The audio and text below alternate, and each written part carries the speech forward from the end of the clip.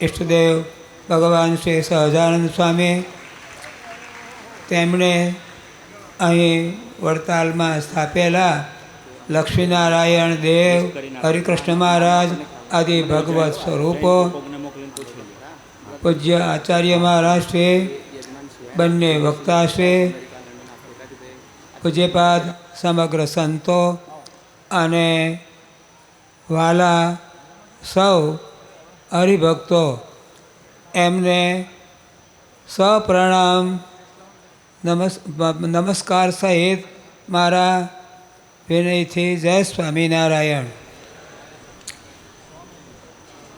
છેલ્લા થોડા વર્ષોથી વડતાલમાં 1-2 વર્ષે એક પછી એક સારા અદ્ભુત અને જીભથી પૂરા વર્ણવી ન શકાય એવા આશ્ચર્યકારી ભગવાનના મહોત્સવો થઈ રહ્યા છે. દ્વિશતાબ્દી ઉત્સવ, વચનામૃતનો ઉત્સવ, આચાર્ય સ્થાપન અને શિક્ષાપત્રી લેખન, એના 200 વર્ષનો આ ઉત્સવ એ ખૂબ જ અદ્ભુત અને આનંદકારી છે, આશ્ચર્યકારી છે. શ્રીજી મહારાજ કહે છે, અમે ઉત્સવ સમયા એટલા માટે કરીએ છીએ કે કોઈ જીવને એ જો અંતિમ વખતે યાદ આવે તો એના જીવનો પણ મોક્ષ થાય.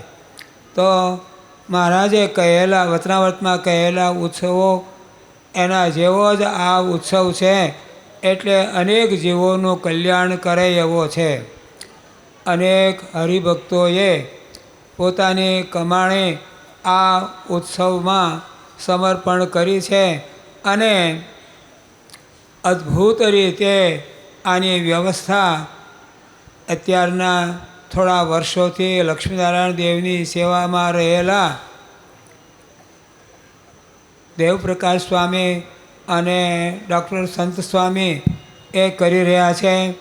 આચાર્ય મહારાજશ્રી પણ એમને આશીર્વાદ આપી અને આ ઉત્સવોમાં એમને ખૂબ જ ઉત્સાહ આપે છે.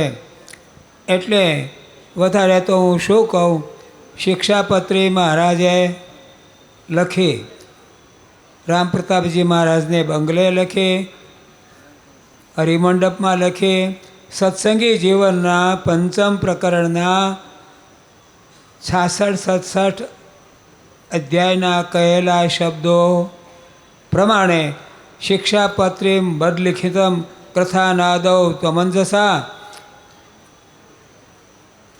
મહારાજે પોતાની ભાષામાં જે શિક્ષાપત્રી લખેલી એને સત્સંગી જીવનના છેલ્લા અધ્યાય પ્રમાણે મહારાજે શતાનંદ સ્વામીને કહ્યું કે સંસ્કૃત ભાષામાં આદૌ ત્વમ ગ્રથાન મહાગ્રંથમ તતઃ કુરુ, સત્સંગી જીવનની પછી રચના કરો.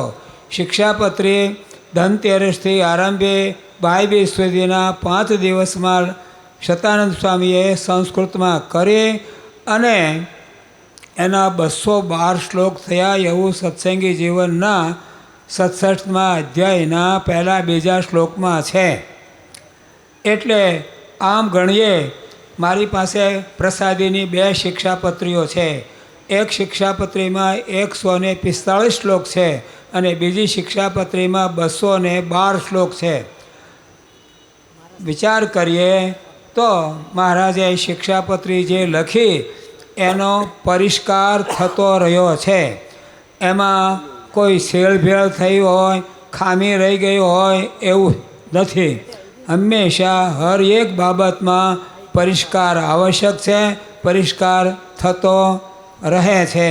આચાર્ય સ્થાપનને માટે પણ હરિચરિત્ર અમૃત સાગરમાં લોહિયાના શાકોત્સવ અને વચનામૃત જે કયા એ પ્રસંગે પહેલાં ઈચ્છારામજી મહારાજ અને પછી રામપ્રતાપજી મહારાજ 2 જ આવ્યા છે. એક સંત માયાજીતાનંદ સ્વામી ઘણી મુશ્કેલી વેઠીને ઠેઠ ખોળતા મહારાજના કુટુંબ પરિવારને છપૈયા કે જ્યાં રહેતા હતા ત્યાં મળ્યા અને તેમને લઈને મહિનાઓ વીતતા અહીં આ ગુજરાતમાં એમને શ્રીજી મહારાજનો મેળાપ કરાવ્યો.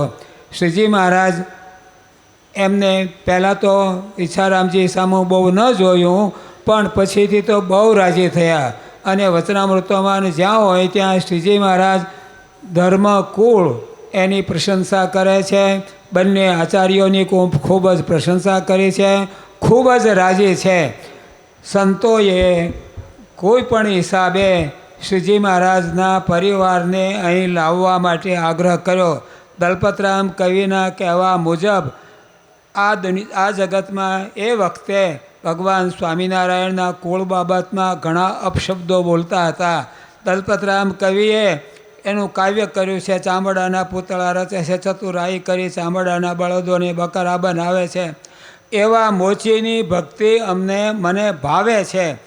એટલે એ વખતના સંતોને ભગવાન સ્વામિનારાયણના વ્યક્તિત્વ વિશે જે અપવાદો હતા એ ટાળવાને માટે અને પવિત્ર ધર્મકુળને શ્રીજી મહારાજને સ્થાને ધર્મગુરુના રૂપમાં સ્થાપવા માટે સંતો ગયા હશે અને માયાજીતાનંદ સ્વામીનું નામ એમાં મુખ્ય છે.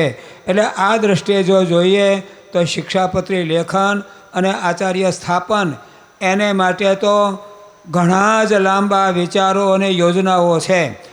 આજે આપણે ભાગ્યશાળી છીએ કે આવા અદ્ભુત મહોત્સવના દર્શન કરીએ છીએ, લાભ લઈએ છીએ. અને જે આજે સંપ્રદાયના આચાર્ય મહારાષ્ટ્રે અને વહીવટ કરનાર કમિટી, મોટેરા સંતો, પૂજ્ય નિત્ય સ્વરૂપ સ્વામી, પૂજ્ય જ્ઞાનજીવનદાસજી સ્વામી કે અન્ય બધા સંતો એ સત્સંગનું પોષણ કરી રહ્યા છે અને સત્સંગ આગળ વધી રહ્યો છે. એ ખરેખર આપણા સૌના સદભાગ્ય છે. મારે 2-3 મિનિટ બોલવું હતું, પણ 2 મિનિટ વધારે બોલાઈ ગયું છે, તો આપ સૌ માફ કરજો. જય સ્વામિનારાયણ.